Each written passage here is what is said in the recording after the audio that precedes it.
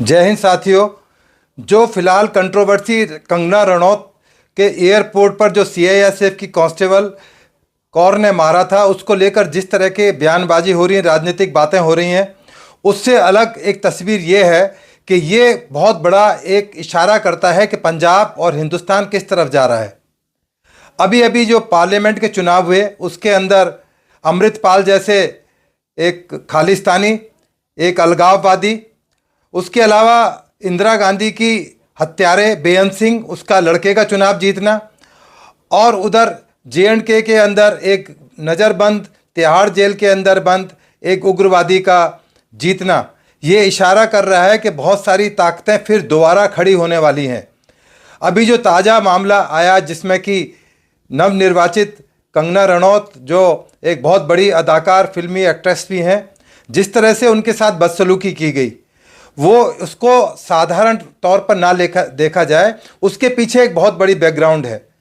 उनकी मां का पूरा हक है कि वो किसान आंदोलन में भाग लें, किसी भी तरह अपनी बात को रख सकती हैं, परंतु जब वो पूरी ट्रेनिंग के बाद में उनको इतने सेंसिटिव जगह एयरपोर्ट पर लगाया गया है। CISF हिंदुस्तान की बहुत ही प्रीमियर एक एजेंसी है जो सिक्योरिटी के मापदंड पर उसके स्टैंडर्ड्स बहुत हाई माने जाते हैं अक्रॉस द वर्ल्ड। अब CISF की जो तैनाती है वो अब पूरे पार्लियामेंट में होती है। जब से पार्लियामेंट में पिछला जो कांड हुआ जिसमें कि कुछ लोग अनऑथराइज तरीके से घुस गए, उसके बाद तमाम सिक्योरिटी पार्लियामेंट की, लोकसभा, राज्यसभा और पूरे प्रीमिसेस की जो सिक्योरिटी है CISF के हवाले कर दी गई है। दिल्ली नहीं, पूरे इंडिया के तमाम airports, international airport, domestic airport आज CISF के पास हैं।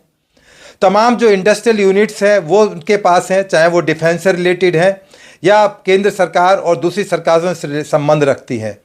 ऐसे समय में यदि CISF की एक महिला कांस्टेबल यदि एक जानबूझकर इंटेंशनली केवल अपनी मां की भावनाओं में बहकर एक MP को थप्पड़ मार सकती है, यदि उस महिला के पास या इस तरह के जो तत्व हैं उनके पास यदि असला हो, तो पार्लियामेंट की सिक्योरिटी कितनी खतरनाक तरीके से हो सकती है, ये एक खुला उदाहरण है।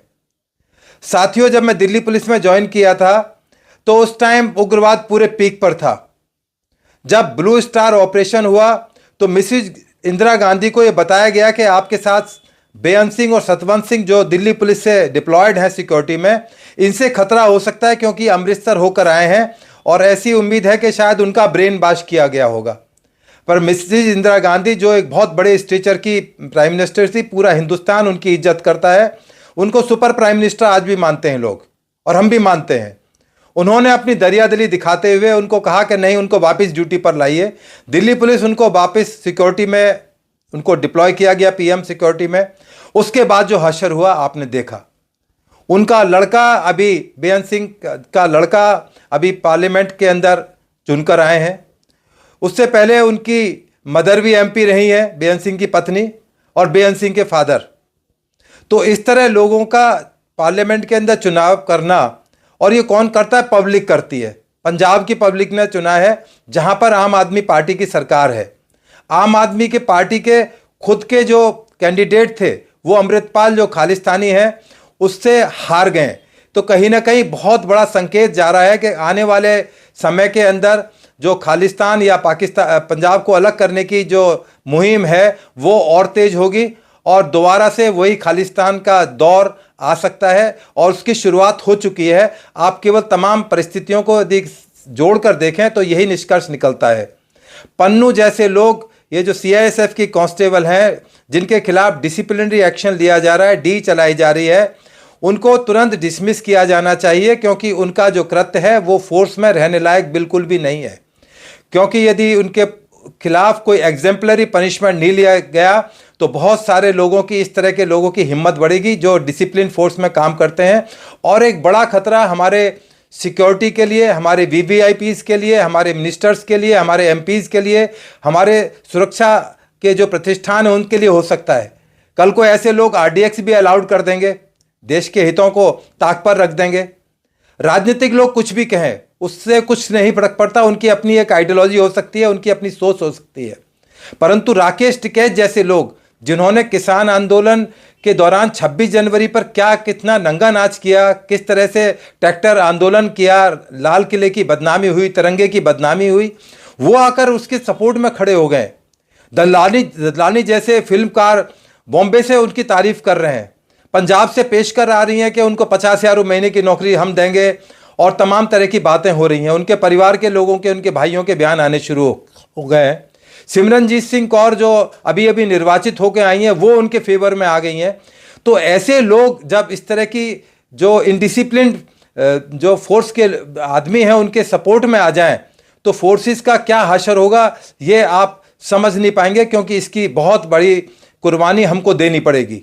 बल्कि मेरा कहना तो यह है कि इस तरह की जो महिलाएं हैं उनको ना केवल फोर्स से निकाला जाए, उनको अमृतपाल के पास में वहीं आसाम के अंदर डिब्रूगढ़ जेल में भेजा जाए, उनको एनएसए के अंदर डिटेन किया जाए, जिससे कि एक फोर्सेस के अंदर मैसेज जाए कि यदि इस तरह की इनडिसिप्लिन यदि आपने एक्ट किया तो आपके खिलाफ डिपार्टमेंट और देश उठकर खड़ा हो जाएगा। आपको याद होगा कि इस तरह की स्थितियां बन गई थी जब ब्लू स्टार ऑपरेशन हुआ था कि आर्मी बुलानी पड़ी थी दिल्ली के अंदर। दिल्ली पुलिस कंट्रोल नहीं कर पा रही, जिस तरह के दंगे हुए थे उस तरह के दंगों को दहलाने की पूरी कोशिश की जा रही है। अभी कनाडा से, अमेरिका से, यूके से, ऑस्ट्रेलिया से बहुत सारे लोग ट्वीट कर रहे हैं उनके फेवर में। जब किसान आंदोलन हुआ था तो आपने देखा था कि देश से नहीं, पाकिस्तान से और दूसरे कंट्री से बहुत बड़े बड़े ट्विटर हैंडलर खड़े हो गए थे जो उनको सपोर्ट कर रहे थे। तो इसलिए ये बहुत गंभीर विषय है, इसको हल्के से ना लिया जाए। और जो गालियां उन्होंने जिस तरह से एयरपोर्ट पर दी हैं वो तमाम पब्लिक डोमेन के अंदर हैं, वो सबको सुनाई पड़ रही हैं। उसके लिए बहुत बड़े एविडेंस, सबूत की ज़रूरत नहीं है। इसलिए ये जो चीज़ें हैं ना केवल राजनीतिक लोगों को सोचनी चाहिए, बल्कि जो वहाँ पर रूलिंग पार्टी है, आम आदमी पार्टी है, उनको भी एक अलार्म होना चाहिए। परंतु दुर्भाग्य ये है कि बहुत सारे प्रदर्शन वहाँ पर ऐसे हुए विगत में, उनके टाइम में, और आज भी इस तरह की आवाज़ें उठ रही हैं जो उनको लग रहा है कि दबा नहीं पाएंगे। आज नहीं तो पंजाब हमारे हाथ से फिसलता हुआ दिख रहा है। हालांकि फिसल नहीं पाएगा। इस तरह की ताकतें कभी ना पहले कामयाब हो पाई ना अब कामयाब हो पाई। तमाम तरह की खालिस्तान के लिए फंडिंग की जा रही है, तमाम तरह के सोशल मीडिया पर लोग एक्टिव हो रहे हैं। आपने देखा कि किस तरह से फोर्स के अंदर भी इस तरह के लोग इस तरह के मिसकंडक्ट कर रहे हैं जिनकी सज़ा अक्षम्य है। इसलिए मैं बार बार रिपीट कर रहा हूं कि इस महिला के खिलाफ स्टर्न और एग्जाम्पलरी पनिशमेंट दिया जाए, और ददलानी जैसे लोग और जिस तरह के राकेश टिकैत जैसे लोग और इस महिला जो कांस्टेबल है, इसके खिलाफ जो इंटेलिजेंस ब्यूरो हैं उनको निगाह रखें कि किन लोगों से मिल रही हैं, कौन कौन इनके बारे में ट्वीट कर रहे हैं, किस तरह की बातें सोशल मीडिया पर की जा रही हैं। वो तमाम तरह की जब इन्वेस्टिगेशन और तमाम चीज़ें रहेंगी तो ये देश सुरक्षित रह सकता है। अदरवाइज हालात बद से बदतर हो सकते हैं। ये एक मेरी और मेरे साथियों की तरफ से, जो रिटायर्ड दिल्ली पुलिस के साथी हैं, उनकी तरफ से एक चेतावनी भी है और एक सुझाव भी है कि वक्त रहते जागने में ही भलाई है। आने वाला समय बहुत बड़ा चैलेंज बनकर निकलेगा, ना केवल दिल्ली के लिए, पूरे हिंदुस्तान के लिए, पंजाब के लिए, जे.एंड.के के लिए। क्योंकि जो ये जे.एंड.के और पंजाब का जो कॉम्बिनेशन, डेडली कॉम्बिनेशन बनता दिख रहा है, वो आने वाले टाइम में बहुत बड़े खतरे का संकेत दे रहा है। यदि कुलवंत कौर मैडम को यदि कोई इस तरह की चीज़ें करनी है तो रिज़ाइन करें, राजनीति ज्वाइन करें और अपनी बात को समाज में रखें। उनकी बात समाज एक्सेप्ट करेगा या नहीं करेगा, परंतु डिसिप्लिन फोर्स में इस तरह की चीज़ें अक्षम्य हैं। मैं डीजी सीआईएसएफ से और गृह मंत्रालय से रिक्वेस्ट करूंगा इस महिला को जल्दी से जल्दी समाप्त करके और इसको एग्जाम्पलरी पनिशमेंट देके नौकरी से निकाला जाए और इसके ऊपर निगरानी रखी जाए, क्योंकि बहुत सारे लोगों ने इसके ऊपर स्टेक लगा रखा है कि किसी भी तरह से इस लेडी को भी उसी तरह अमृतपाल की तरह और बेअंत सिंह के लड़के की तरह इसको भी पार्लियामेंट में ना भेज दें। तो इसलिए लोगों को अपने इमोशंस को कंट्रोल में रखना है, इस तरह के लोगों के बहकावे में नहीं आना है।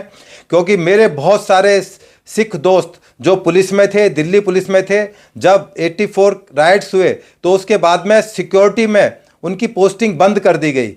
कितना दर्द भरा मामला था कि हमारे सिख साथी जो मेरे साथ ट्रेनिंग करे थे उनको पोस्टिंग नहीं दी गई और आज भी उनको सिक्योरिटी में पोस्ट करने से पहले सोचा जाता है।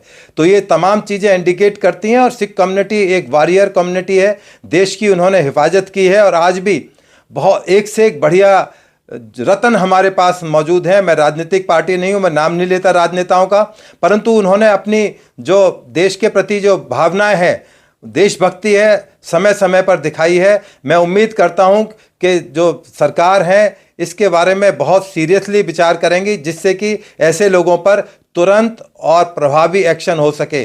जय हिंद साथियों, नमस्कार।